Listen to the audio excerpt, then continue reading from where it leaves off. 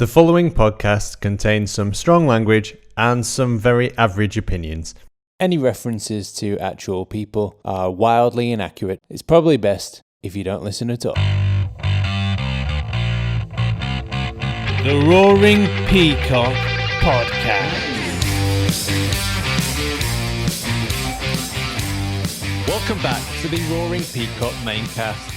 In this week's show, we'll be discussing the West Ham game, look ahead to Newcastle, and in light of Martin Lorimer, a Newcastle fan losing his battle with mental health, we'll be speaking to Andy's Man Club. But first, the week began with news of Alex Sabella's passing. He played 23 times for Leeds during the 80-81 season and went on to manage Argentina to the 2014 World Cup final, only losing to an extra time goal from Germany's Goetze. Our thoughts are with his family. Leeds partnered with Dugout. Not exactly sure what that means, but surely a bucket or the stand would give us a better view. After losing to West Ham, Click suggested stats won't get us points. Seems he's forgotten us being XG champions 2 years in a row. He did a graffiti mural for it as well. Has he not forgot that? On the pitch, it wasn't all bad news, though, as the women's team came from behind 3 times to win 4-3 with Rebecca Hunt grabbing the winner, while the under-23s gave us a bit of deja vu, coming back from 2-0 down to Aston Villa near Christmas to win 3-2. Hopefully the senior team can show the kind of fight and clinical finishing on Wednesday. And Angus Kinnear confirmed plans of a stadium expansion with the vision of a 50,000-seater Ellen Road, with the south and west stands earmarked for an upgrade, ensuring it will be the greatest stadium ever to grace League One when we get relegated. Pretty much. And in non-Leeds related news, Boris Johnson flew out to Europe and personally secured an extension to the extension of the extension's extension, as his oven-ready no deal, even though spending years in the oven, looks set to come out half-baked. Naval gunships are to protect British waters against sneaky French fishermen. But who are going to keep the fish in British waters? If only gunships had protected us against all this bullshit. While bookies are not taking bets on the Blunts racking up fewer points from Derby's record low, Arsenal fans went into a bizarre meltdown. Someone should tell them they've just won the FA Cup. As a new virus strain was identified in the south, it can't be a coincidence. Symptoms include delusions of grandeur, hysterical hissy fits, and tweeting, "Feel like pure shit, just want Wenger back." And news has broke that Leeds may well get fans back in time to watch Chris Wood and James Tarkowski head in 5 headers from corners. We appear to be still losing to London, though, with the final score, London Tier 3, Leeds Tier 2. That was the news that week, and my name is Adonis. You know me as the Adelites on Twitter, and joining us today is our man on the post, Ross. Hello. And our resident elf badger, Alex. Whatever you want to call me. Hello. So I guess we start off with the obvious, which is why are you in an elf hat? What have you been doing today? Just a personal wardrobe choice and not much. No, I've been down to the Holbeck today to help out Slunglaw and get out the presents today. So I was there from 10 o'clock this morning and got quite a few presents out to some happy but bemused people who didn't know why this strange looking bloke in an elf hat was turning up at their house, but grateful for getting the gifts and stuff. And some really excited kids as well, which was really good to see. We got quite a lot of the gifts out today, but we still need the help for the rest of the week. Quite a lot of people weren't in today, so we'll need to try them again during the week. So if anybody can help out, just get in touch and we'll be able to sort you out. Nice one. And I don't know whether I should have taken this hat home or not. So I might have to take it back because I feel like I'm stealing from children. Stealing from charity.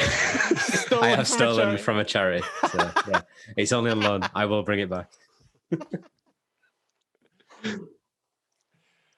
I didn't Caught think with your anybody hand want to in the- wear a hat after me. Why would, in times these of COVID, times, that's yours now. Oh, I'm sure you deserve it. And Ross, also looking very Christmassy today. If you're listening on the podcast, Ross has a snowman with a very large carrot sticking out of his face. Yeah, at least in this way. Yeah, I'm in the Christmas spirit. I've got nothing else to do with my time, so why not get in the Christmas spirit? Eh? Well, you can be in the Christmas spirit for both of us because it's I'm going to carry it with the Christmas spirit for this podcast. How are you, Adonis? We never ask you, how are you? Yes, how's Adonis? Jesus fucking Christ. Well, it's been 3 months and it's the first time I've been asked how I am. Thank you very much. Thanks. I feel neglected.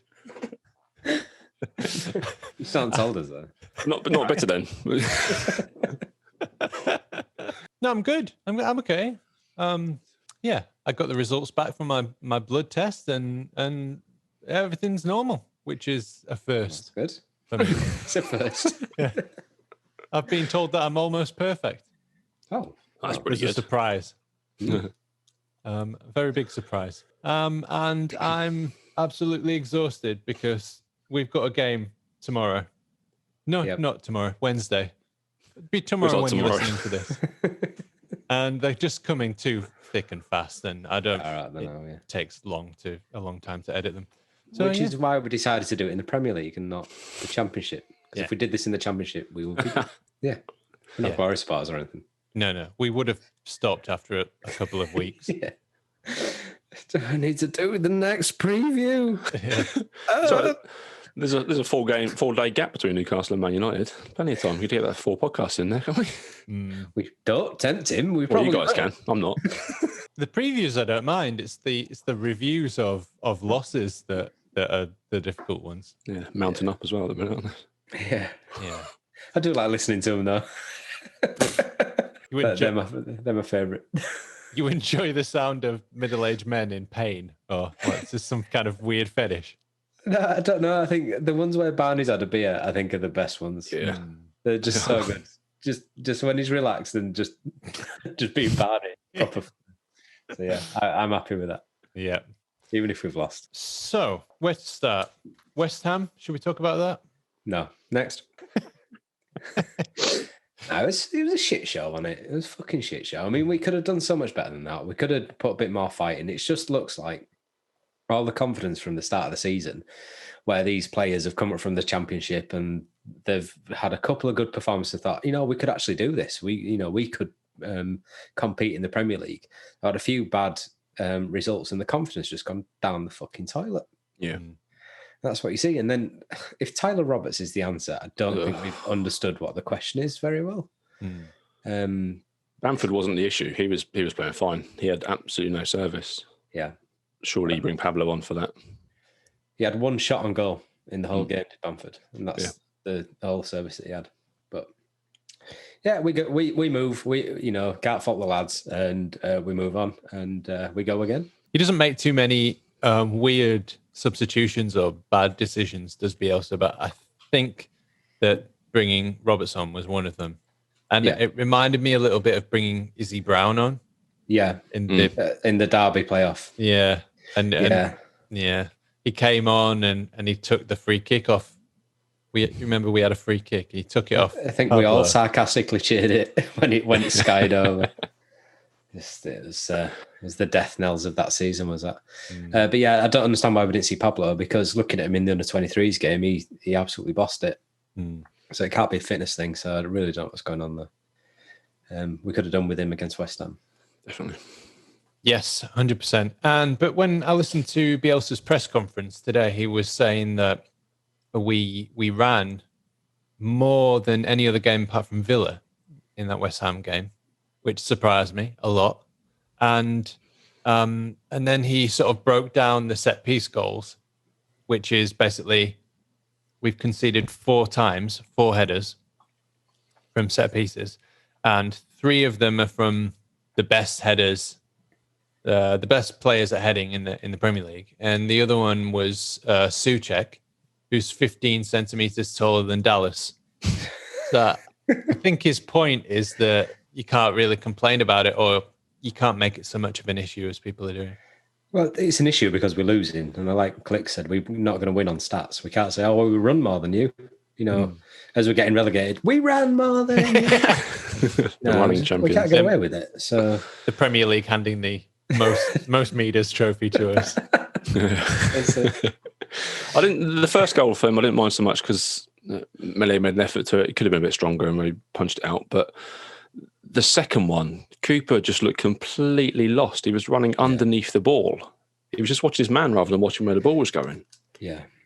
And you can't do it with a guy that as big as Ogbonna. He's a monster of a man. And quite an easy header for him in the end. But West Ham aren't very good. Yeah. They didn't outplay us. Benrahma just had loads of ball just running around midfield like he does with a dog with a football. But yeah. They aren't better than us. It's just they know how to play, how to exploit weaknesses in teams, and that's let's get crosses in, get free kicks. If Costa's just going to kick people in dangerous positions, we can always bring it back because Newcastle beat them, and if we beat Newcastle, that wipes out the West Ham result. That's the rules. So we're better than West Ham. So that's how we do it.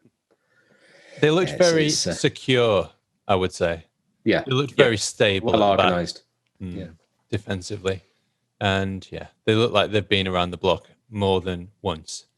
And I feel like we just don't, we do really have this one way of playing. And if we don't have somebody like Pablo on the pitch, then that's not our plan B. Pablo has always gotten us out of these situations in the past where we couldn't find a goal. Pablo would pull one out of the bag. He basically dragged us to the Premier League, and I hope it's a fitness thing because we need him on the pitch. We can't be doing with this, whatever it is, politics or... No.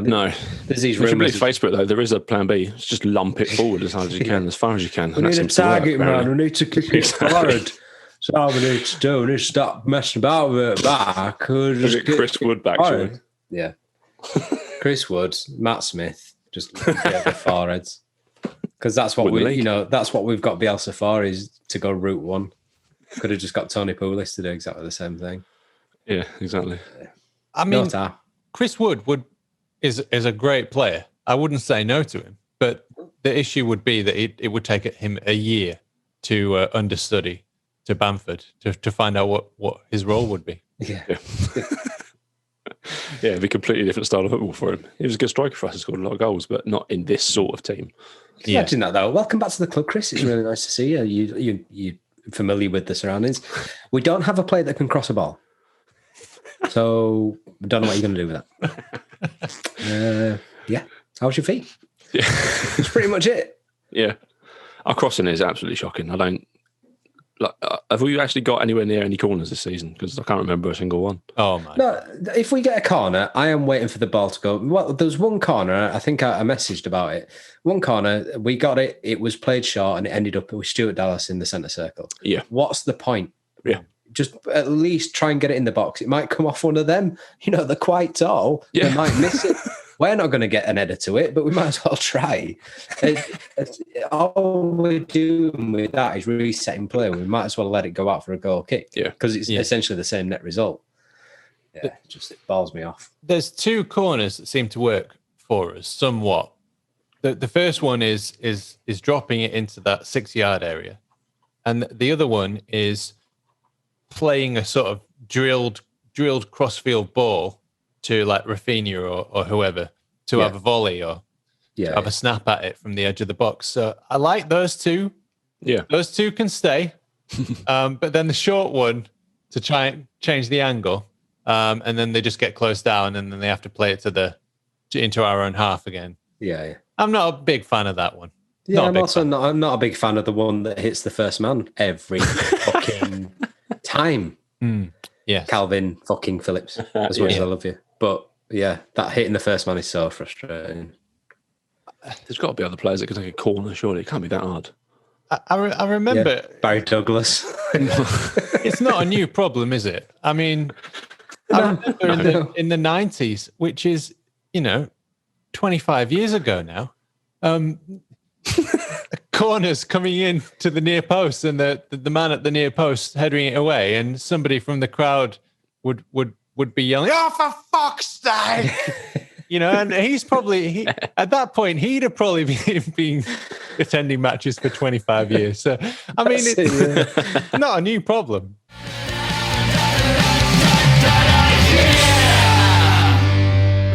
But not only can we not score from them, we can't defend them either. So corners altogether need to be banned from the game. Mm. And yeah, I'm up for that. That's 5-side rules. That's it. Just put some walls in side. Yeah. That's exactly the conclusion we came to on the match review. So if it goes out of play, it's a drop ball in the centre circle. And if you get a free kick, for this. You're not allowed to cross it in because that's cheating. Yeah, it is. Yeah. No balls above head height. We'll be fine then. Well, they've changed the rules for the penalty, haven't they? Because we should have had a penalty on the day one rules. That would have been a penalty. And they've doing a bit of dribbling in his own box. That's it, yeah. Hands. Sure, they had the Harlem Globetrotters theme as they were doing that. They made sure Liverpool beat us, and then they changed the rules. It's an absolute conspiracy. Absolutely. It does seem that way, doesn't it? Not to be like proper conspiracy theorists, but it does seem very much like that. This hat is lined with tinfoil. I'm sure that the EFL and the Premier League are stealing my thoughts. As if wearing an elf hat with sticky-on elf ears wasn't strange enough. You've now added tinfoil to the front, mix. so it's a final frontier. Hey! The search for Spock, or Poch, maybe. There'll be sections of fans looking for a new manager, as there already are. He's too continental. What are you doing looking abroad there? There's a couple of English managers that can easily do a job keeping us up. I mean, we're only in 14th. Whatever manager we could get, or whatever style they do, there'll be Facebook telling them to kick it forward. Yeah. Get in, mixer. Sam Allardyce comes in, and we're playing long balls, and all of a sudden these trolls are happy, and then they've got nothing to say. Oh, that's something right. Fucking hell, Bamford, why don't you score with that header? Yeah, you're right. We're not going down. There's three teams much worse than us. Sheffield United still got 1 point. It's almost 2021. I'm surprised he's still in the job, Yeah. Really, I'm surprised. 2021 point. There'll be certain people calling for him to be the next Leeds manager. Yeah, probably. I think some of his mates, maybe. Chrissy Wilder. Yeah. Actually, he might have a point, The Cooper, when Cooper ran forward and I'm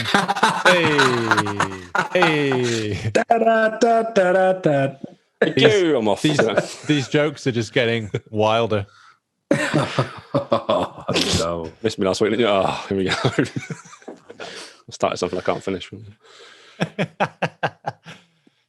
There's a pun somewhere with rolling Allardyce, but I can't make it fully.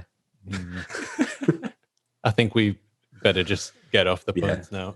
But in terms of Chris Wilder's inverted centre backs, Cooper goes forward, becomes a number 10, slides Bamford in. That doesn't happen every day.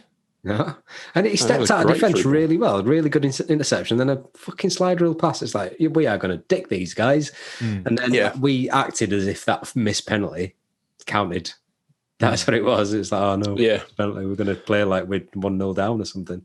Them commentators banging on about Click needs to hit the ball harder. I've not seen any of his other penalties ever. That's how we take penalties. That's it. I don't know, the Premier League's weird though. I mean, West Ham spent 42 million on Sebastian Haller and he did absolutely fuck all. So that's how much relatively happy. And we did fuck all as well. So exactly. Bamford cost 7 and they're just as much. So it's fine. Bagging, absolute bagging. Some news that narrowly missed the monologue. Adolf Hitler getting elected in Namibia. Did you see that? No. There is a man named Adolf Hitler who's been elected in Namibia. Didn't know if he'd be a fan of those Namibian nationals people. But... He says he has no plans for world domination. Oh, good. But that's about it. That's all I know about it. We did not see this coming. Hey. Before we move on to anything else, I've got a Danny Mills update. He's been talking about Leeds again. Here we go. Some bullshit. Obviously. Headline is big, exclusive Danny Mills bouncing at Leeds defender update from Bielsa. Speaking exclusively to Football Insider, the former Whites and England fullback delivered his verdict after Bielsa confirmed that 32-year-old Gaetano Berardi, could return to action in February. Yes. And then he says, absolutely, it's always nice to see a player come back from injury. When a player has been integral to the football club, when he's been there a while and he's been through highs and lows, it's a real bad injury. You just want him to come back. That's it. That's the news. Right. Cheers, Danny. Thanks, Danny. I feel like the substance of that article didn't meet up to the expectations the title gave me. Yeah, whether he comes back and goes into the team or anything else, who knows? I mean, that's literally quoted. Can I speak to Danny Mills, please? Speaking. Can you just give us a quote on Gaetano Berardi? Well, he'll either go in team or he won't. I mean, who's to say? Fuck off. That's amazing. We can call him claim to be Football Insider. Hello, Danny. It's Football Insider. We'd like a quote, please, about Leeds United. I'll just give you a fucking paragraph that's bullshit. It's the same as the title. The headline is exactly what you need to know, and then it's just waffle for a paragraph. They might win, and if they win, they'll get 3 points, and if they drop, they'll get 1. I might make some of these up for next week and then put a real Mills one in there and see if you guys can pick out the real one. Wow, that Danny is Mills going to be is impossible. fucking credible. Yeah, we can do that. Yeah, sounds good. I'm definitely going to lose, but it sounds impossible. So there's no shame in that. No, exactly. So, yeah, Boris Johnson, it's all a bit weird, isn't it? Sorry. Aren't we a bit over it now? I mean... Oh, we're doing word association, sorry. Oh, yeah. What's the first thing that comes to mind? Wanker.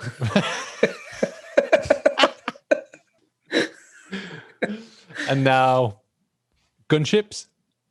Fish.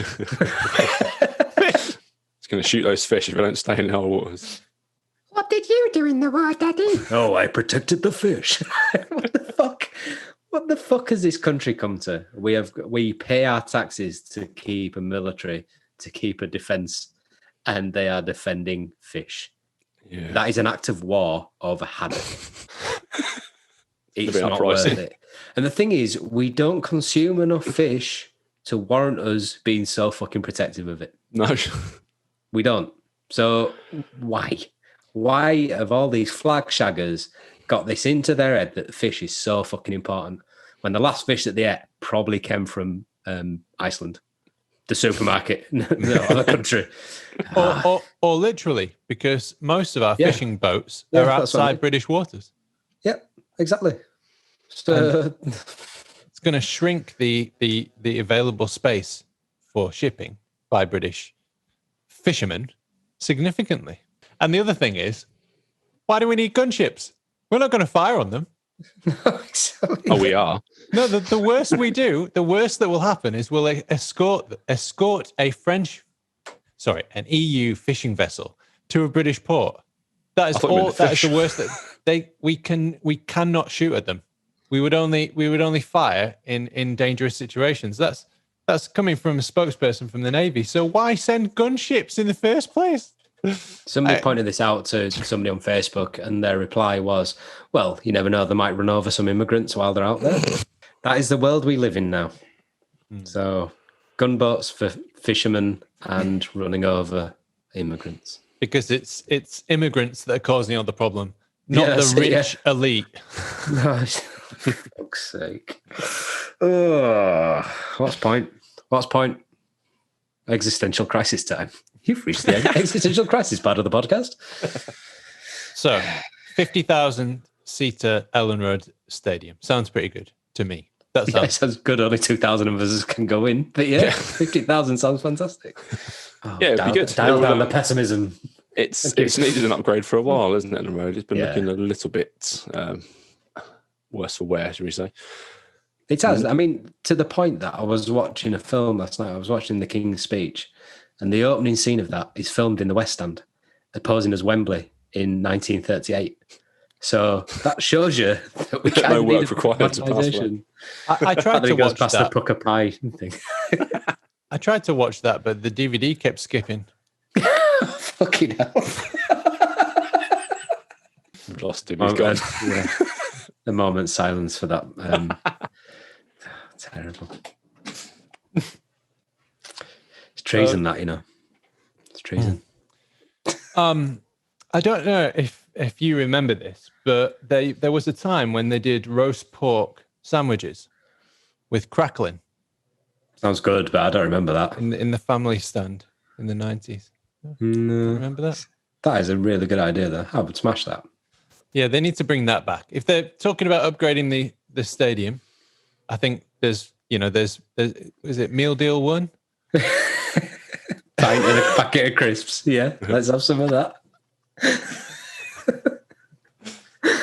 I think Tottenham have a cheese room, don't they? I mean, there's no need to go crazy like that, but a little bit of an upgrade from just a hog roast, in the East End concourse would be fantastic. Yeah, a bit of a maybe Game of Thrones style cafeteria, And you walk in and it's and there's this old guy dressed in fucking 15th century clothing roasting a hog on a spit. And then there's Peter Ridsdale has had molten gold poured on his head.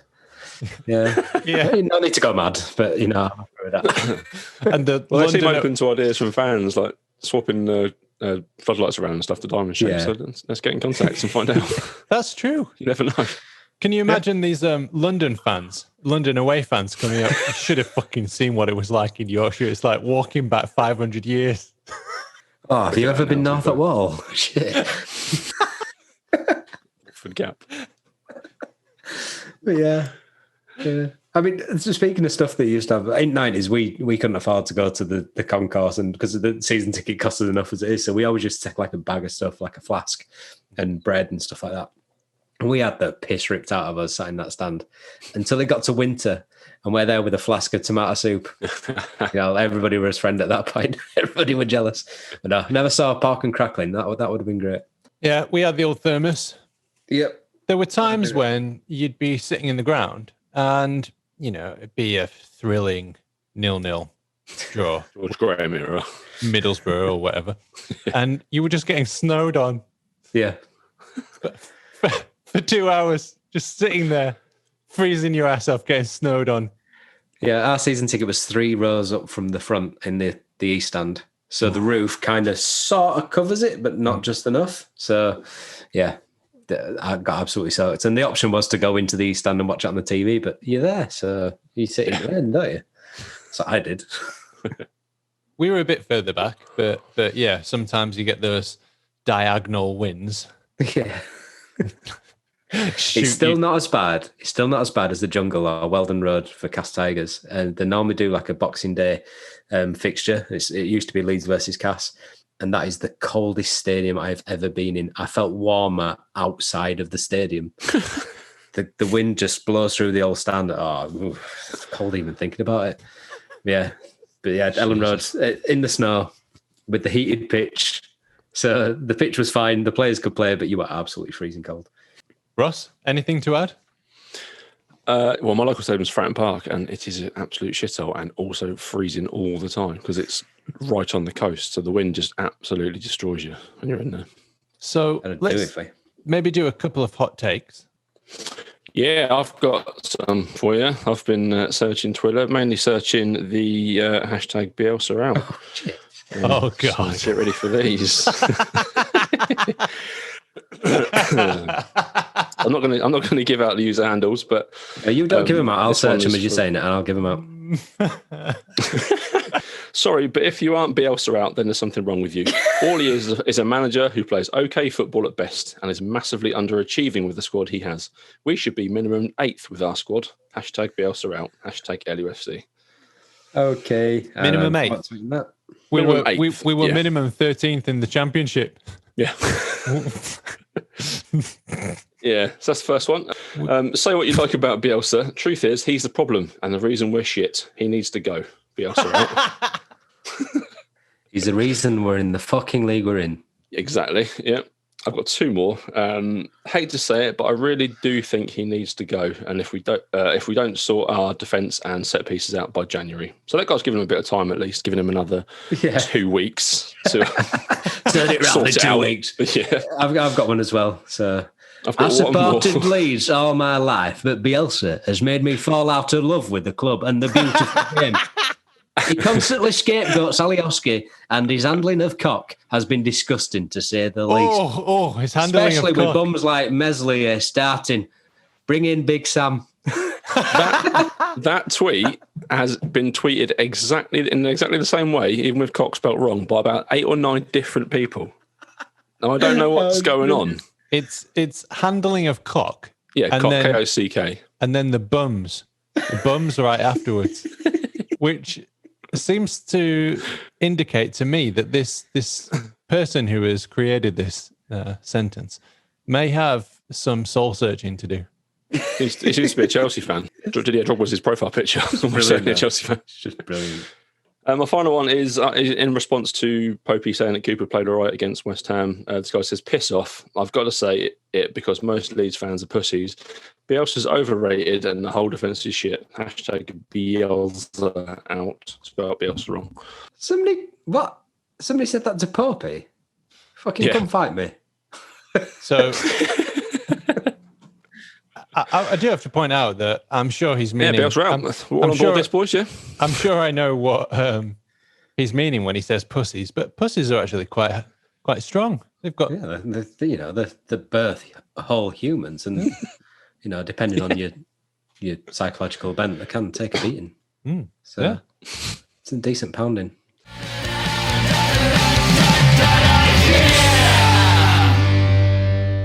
Yeah, but the Bielsa out hashtag is gaining traction with every disappointing loss. It's a bit like Rad's out was a couple of seasons ago, wasn't it? And there was Little Rex arms and all that. So, yeah. Maybe there's going to be like... Disappointingly, there's not a Union Jack flag in any of these handles. One of the funniest accounts currently, and I still don't understand whether it's parody or somebody has lost their mind, is the guy that is fact-checking Phil Hay. Yeah. What is wrong with that kid? What is wrong? It's like, it's Phil Hay. He always sides with the manager. It's a conspiracy. He wants Leeds to do, but no. Yeah, what? No. I reckon it's Phil. It has to be a parody, doesn't it? It has to be someone having a laugh. It's too obvious. So the hot takes this week seems to be Bielsa out and Cooper's not good enough and get him out. I understand the thing with Cooper, if I'm honest. I can understand because he's had a couple of bad games, but he's also had some very good games for us this season against really good opposition. So do you bring somebody fresh in just because they're taller, or do you stick with the centre-back that has had some good performances? Which do you do? And he's the club captain in the day. But I think if everyone's fit and healthy, maybe Laurentine Cock is the starting centre-back pairing, and they're both a bit bigger, but... I don't know. Cooper, he's an odd one, isn't he? Like, he has those moments like Cardiff trying to boot someone in the face and getting sent off, and then he can play really well and be the leader that we need. It's not all on him, is it? Yeah. It is difficult when you have a very good captain. And I think he is a really good captain. He's brought the guys together in a certain way. He's good with the community. He's great with interaction with fans. And he's not the best footballer. Yeah. I don't think that's not unfair to say. That's difficult to, reconcile the two. Because you can't leave out your club captain, but you can also, it's a difficult bind to be in. Yeah. He will go down in history as the captain who led the side back to the Premier League. There's no doubt of his quality as a footballer in terms of, me. I mean, I'm sure he's a much better footballer than I am. Just an example. Oh, no doubt. I mean, to me, he could be injured for the rest of his life and still be a better footballer than me. So, it's not coming from a place of criticism where I think I'm a better footballer. I just think it's... No. I wasn't saying it's... Some of our previous captains, Liam Bridcutt, Stephen Warnock, Jason Pearce, Lee Peltier. Yeah, I'll take you over all of those combined as a footballer. Not the best crop there. No. But there are always going to be these moments when people write you off and then you have to step up and try and prove them wrong. I mean, that happened to us. That happened to this podcast, Still happening every week. But bring it back to Coops. It happened to him. I mean, League One Liam was his nickname, and he proved all of those people wrong. Now maybe it's Championship Cooper or whatever. Huge step up from the Championship to the Premier League, and he's taken some time to acclimatise to it. I think he'll be fine. Like he isn't the worst centre back, but he's also not the best, unfortunately. We can get better performances out of these players, and I think we will. Yeah, he's played with a different centre back player most weeks as well, or it's not been consistent at all this season. So. But it must affect you. It must affect your mentality, social media. I mean, I'm sure it affects these guys. Yeah, I think there's a disconnect because people think that like players don't read it, and they definitely do because like I small faced Ilan Meslier and I got a reply from Liam Cooper, and it's like. Shit. So all this stuff that I've been putting up there, these players have been seeing this. I mean, I don't think they've seen them all, but holy shit. I mean, they could take that the wrong way and everything. I mean, it's meant with love, you know, still, unless you're Chris Wilder, then I don't mean it with love. Just 'cause you got ham face. So what did Liam say? What did he say to you? He said, stop fucking making small faces of Meslier, you cunt. Or what? Well, it was a cease and desist, but, you know, I thought it was friendly. No, he reposted the photo and he, with no credit to me, so said, and the title was, just 1 week back in training does this to you, and puts the picture of small face Meslier. So I replied and went, oh, right, okay, you know, my club captain, you know, stealing my content and retweeting without credit, that's fine, I still love you though. And he goes, and then he quote tweeted and said, you know, credit to Riot Badger, sorry. So I put a small face up at Liam Cooper and said, thanks, mate. And then he said, you've done me dirty. So he's not my best mate, which is a shame. That was his subtle way of asking you, wasn't it? I thought we could be friends. So I was going to invite him to the barbecue and everything, but he's took it the wrong way. Never mind. I'm sure he loves a bit of banter. Oh, he loves the banter. Seems that way. Yeah, he does, yeah. He shares a change with Valioski, must he? Jesus. Could you imagine? I think it's just inside of yourself. Like when you know you're on a bad run of form, and especially when your team as well is on a bad run of form, then I think it hurts more, you know, because there's some truth, there's a ring of truth to it. Yeah. Start believing it. When you're doing well, you're just going to be like, fuck these idiots. They don't know what they're talking about. I think it's because the human nature is to seek out negativity as well. Like back in my music days, if we got comments about something, I'd scroll through positive comments and find the negative, and it could be one negative in 160 comments. And I'd focus on that. It's like, I need to please this person because this person isn't happy. And I think we probably do stuff with the podcast comments as well. We think, do we need to change it because this person doesn't think that we should talk about politics? But yeah, it's difficult to get away from that. And because the people who are positive are the ones that are lying and they're being nice to you. The ones that are being negative are the ones that are being true. That's what your brain tells you all the time. Yeah. I do worry because they are only young lads as well. You know, if you look at Pervader, how young is he? 18 months. So roughly. He's just a little older than Shackleton. Just by a couple of months. We bring on to cure our defensive problems with height. Bring on Jamie Shacks. It should be Jamie Shackleton and a ladder. Yeah, we are a very short Lilliputian team at the minute. Which is why Pablo Hernandez is our saviour. Yeah. Because he can get on Shackleton's shoulders and they can line up at the free kick and they can defend it perfectly. That's such a cute vision image. Come on, Jamie. Give us a boost. Pablo, you've been eating too many pastries. There's a podcast image sorted. Get to work, guys.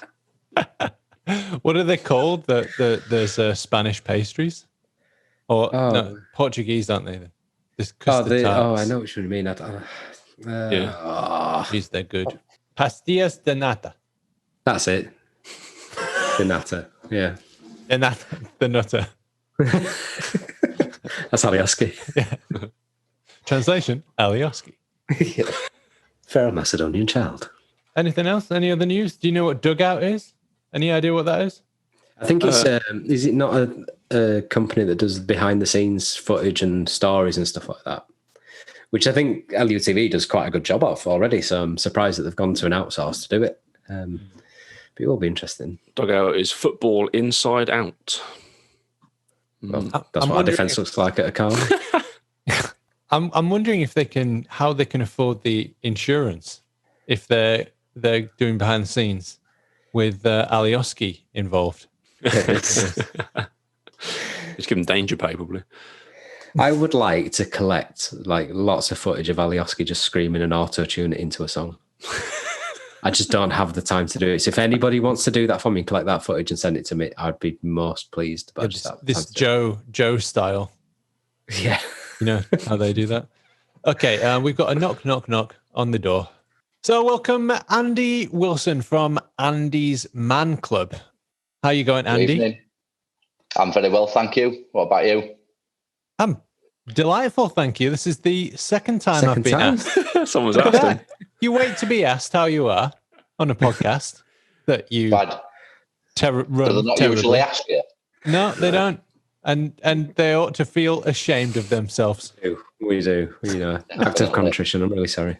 Now, I Andy, feel like I should have worn an hat or Christmas decorations or something. yeah, me too. They're putting us both to shame. So, Andy, Yeah. I'm guessing that you're not the Andy from Andy's Man Club. No, I'm not. I'm not the Andy. Do you want me to explain a little bit about how the group started and came about? Oh, is that why you're here? That's why we don't ask you.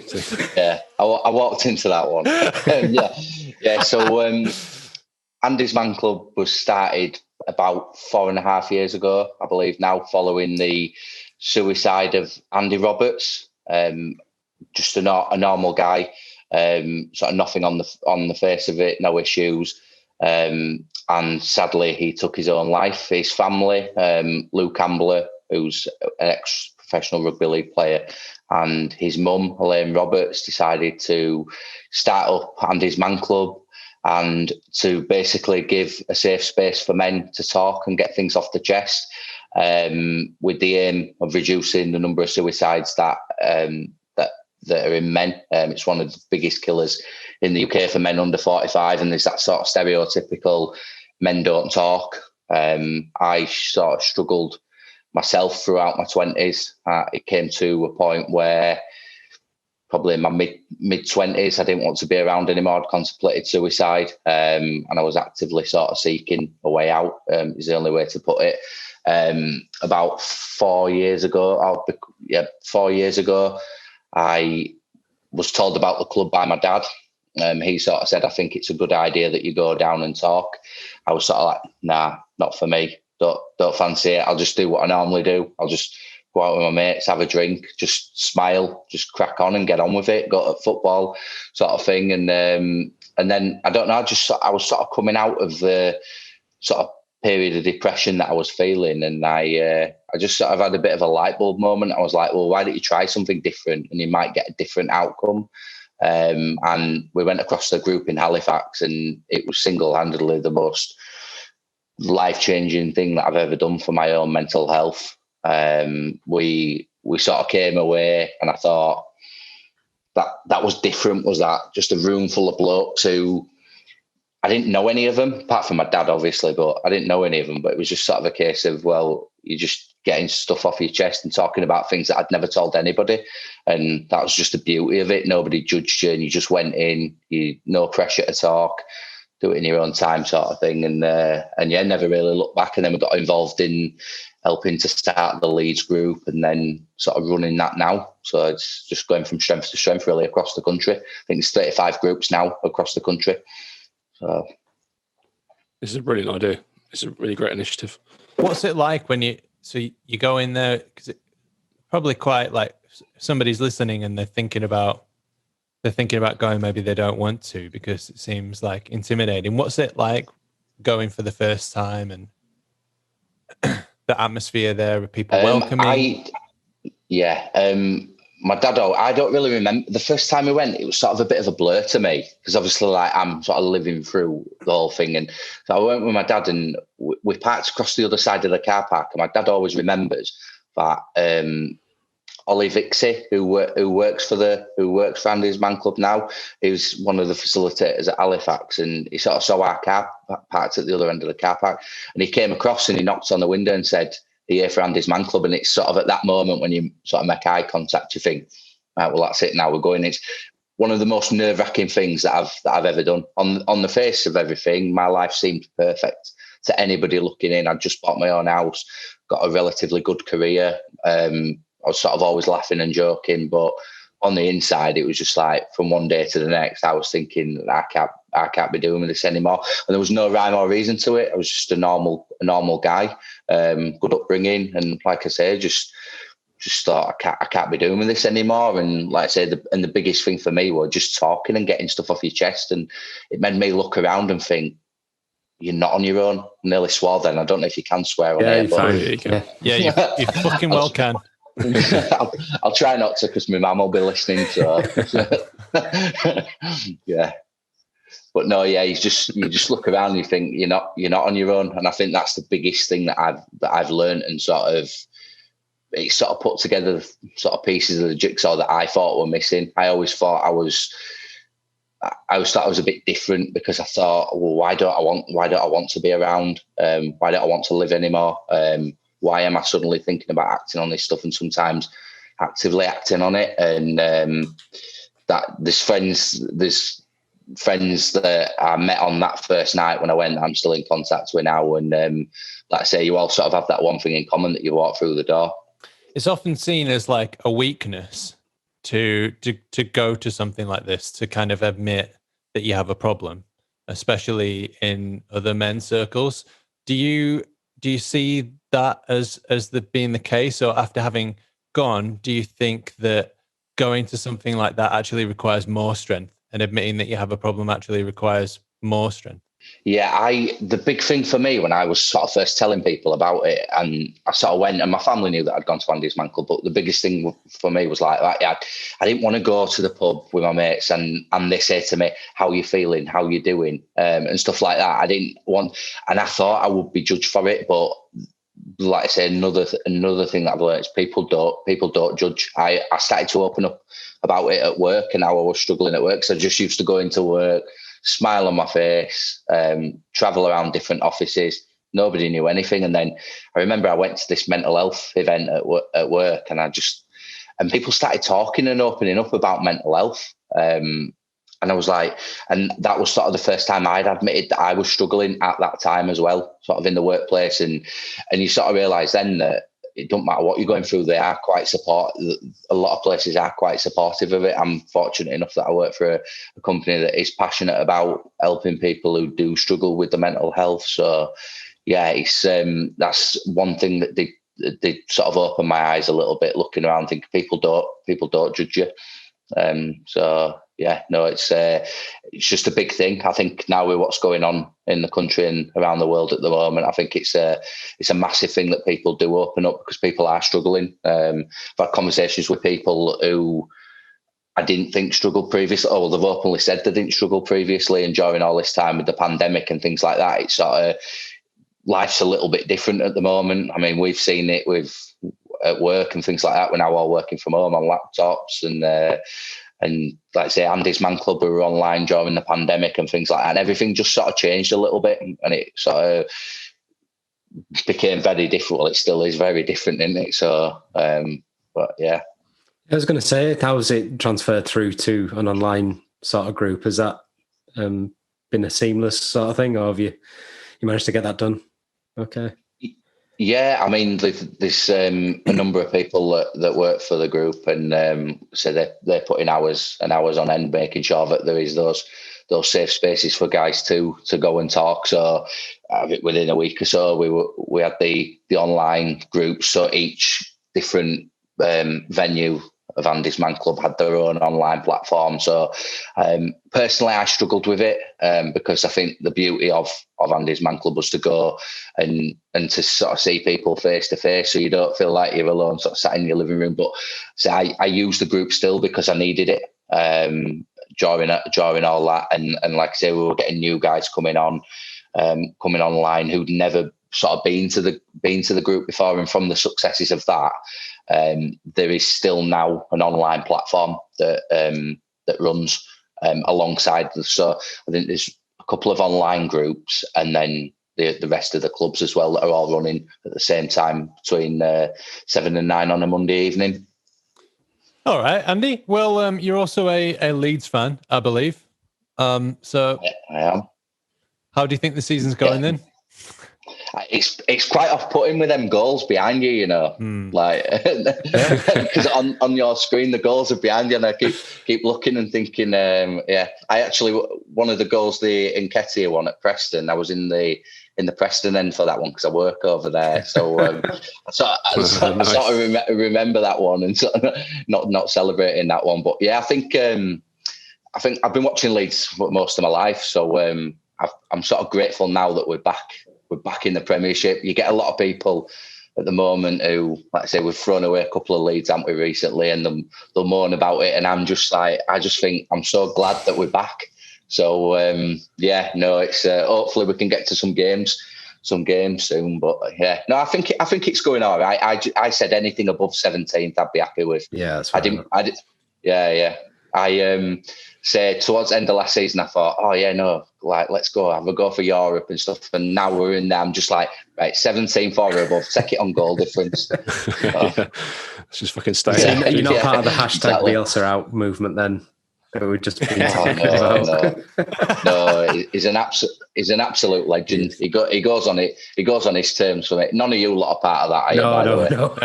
Oh God, no. I'm jumping off if you are. No, he's big Sam all the way. Get him in. Yeah, he's an absolute legend. Yeah, there's you look at what we've had in past. I mean, I remember fans getting a little bit excited when we got like Steve Evans, and I think what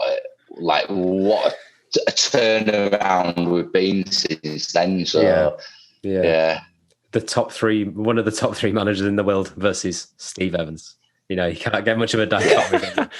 Actual criminal. So, yeah. So I think probably the most important bit then is how do guys get in touch with you and join a group? What's the best way to get in touch? So yeah, basically, all the groups run at the same time, 7 till 9 on a Monday evening, apart from bank holidays. With the current situation with the COVID pandemic, basically, and the track and trace and things, we ask everybody who wants to attend a group to email info@andysmanclub.co.uk.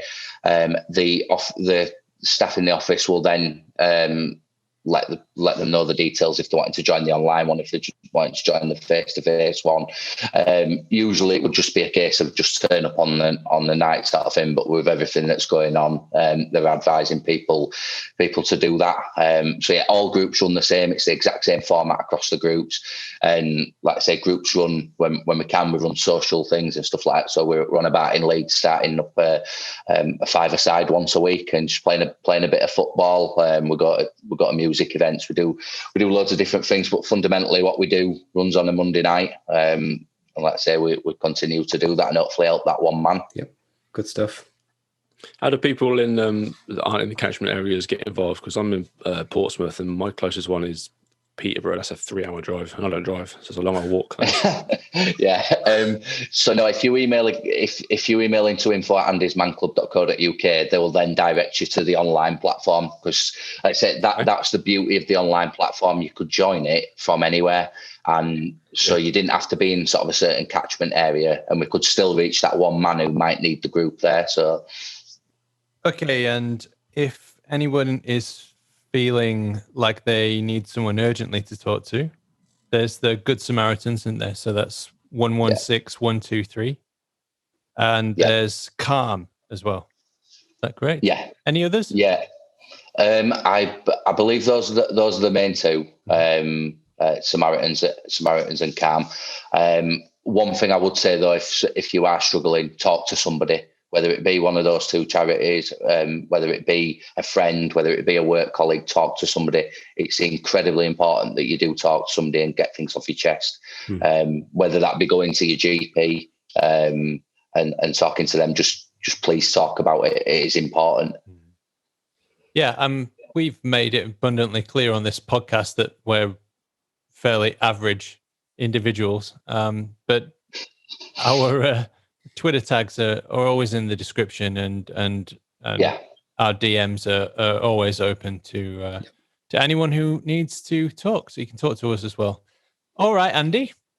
Yeah. Thanks very much. So when's the next meeting, and how could people will email? When would their next opportunity to talk to you guys be? So on the Monday evening, I know we've got Christmas coming up, so there's a few bank holidays. But as soon as you see or hear about this, just drop an email in, and they'll send you the details about the next available group to you. So it's on Monday nights. So thank you so much, Andy, and final thoughts from you, or anything else you want to say? No, just like I say, just echoing what I said before. Really, like if anybody out there is struggling, please do open up and do talk to people, and hopefully we'll get 3 points on Wednesday as well. Yep. Yes, come on. All right, thanks, Andy. Yeah, We'll, all right, we'll be in touch. Cheers, all mate. right, cheers. Thank you. Thanks. Appreciate that. Okay, so that was stuff. Andy from Andy's Man Club. I Yeah, felt a do bit some good bad stuff. then realizing where the name comes from. Obviously, he isn't the Andy who set up Andy. No, but we got the story, so we know. It opened up the story, so that's fine. It did, yeah, it did. I felt a bit like, going into McDonald's and asking for Ronald McDonald. Is Ronald about? Sadly not, sorry. Are you the Ronald? Yeah. Can I speak to the Colonel, please? Which one of you is Pink out of Pink Floyd? Can I speak to the King? Which King's that? Sorry. The Burger You told King. me clearly I could have it my way.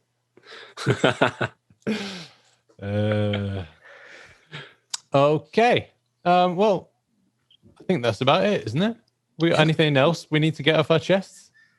Yes, I do. So if you go to my Twitter at Riot Badger, pinned tweet will have 2 links to 2 raffles for 2 canvases. One of them is exactly the same as the one behind me, Big Mother, and it's signed by Mattis Click. And then there is another one slightly smaller, which is of the graffiti outside of Ellen Road, also signed by Mattis Click. Tickets are £5 each, and the just as this podcast is probably coming out, will be the deadline for the first one, and then on Wednesday, the Click one then will finish, and then it'll get drawn. All proceeds go for the Ellen Road one, go to Leeds United Excuse me, do you have some field? LUFC Food Bank, which is Swedish meatballs. No, so this one that's signed by Mattis Click is going to LUFC Food Bank, and then the Click one is going to Slunglaw All Elves. So it will go into All Elves bank account, and it will be used for next year's, I think, next year's presents. So we'll do the same thing next year. Nice. And then there is also an auction. So not to confuse things in any way, shape or form, but there is an also auction for another canvas, which is currently at £300. If you want to kind of limit your chances in the raffle, if you want to be sure of it, give us some money, and that will be split between 2 causes. So that makes no sense. Tweet me and I will DM you something that's a bit more legible. Thank you very much. So... Shall I try that again? wading through that quagmire. Basically, just go to @RiotBadger, and there's a pinned tweet. Yeah. And just bid on the raffle and retweet that tweet. It's all for a good cause, it's all for charity. So it's not about you being the one to be raffled to win the canvas. It's about raising some money for charity. So if you could give us a retweet and do your thing, Leeds fans, because we win every fucking social media vote. So we should be getting a few retweets out there. So basically, the moral of the story is go and look at my pin tweet, and if you've got any questions, ask an adult.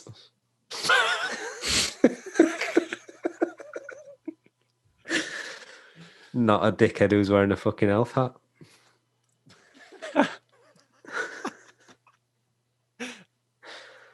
But it's an elf dick, so that's okay. Elf dicks. Hashtag elf dicks. No, stop. Hashtag getting slapped in the face by an elf. Hashtag elf dick. Podcast. Oh, it's back. Go away. Right then. So you've heard the main cast. What are you waiting for? Go to @RiotBadger and get onto it. We will say goodbye now, and we will see you again in the long period of time it will take before we have to record another podcast, which will be in less than 24 hours. Yes, that's the one. My name's Adonis. All our tags, all our ats are in the description. So it's a very goodbye from me, and it's a very goodbye from our man on the post, Ross. Goodbye. Find me at Rossbo1984 on Twitter, where I'm tweeting random WWE pay-per-views from the mid-2000s because I've got nothing else to do with my time. And it's a very goodbye from Elf Dick himself, Alex. You can follow me on Twitter at ElfDick, and I'm posting pictures of Elf Dicks. Please do not report me to Twitter. Thank you. Hang on, that's got to be. Yeah, someone's got that. You've heard of Elf on a Shelf. How about Sick on a Dick? He's done one tweet in October 2016. Oh, man, he's got that account. He's only got one tweet. He's got that. That is just an absolute waste. Yep. Like, God's sake. there's a reason why we are at Peacock's Row and not at the Roaring Peacock. And the picture is of a really nice looking dog. It is. I've just followed him just in case he image comes up. Elf Dick. Just in case he's a listener of this show. Yeah. Oh, that's me, that tweet is. him. That's one of my dummy accounts. I'm going to get on that. It's Andrea Redrajani's alt. Like, slag somebody off. Oh my God, Elf Dick. We're in the weeds now. Yes. Okay, it's that time again. So thank you very much for listening, and we will catch you tomorrow. Right. Leeds. In a bit. Most of our stats come from LUFC Stats or LUFC Data on Twitter. You should probably give them a follow as they're more interesting than us. A very special thanks to Adam Warner, Barney Stewart, Cookie Ewan and Howard Metcalf, Josh Pearson, Laura, Leon and Rob, The Light Show and all our family and friends. So many games to play, don't care what's on your mind.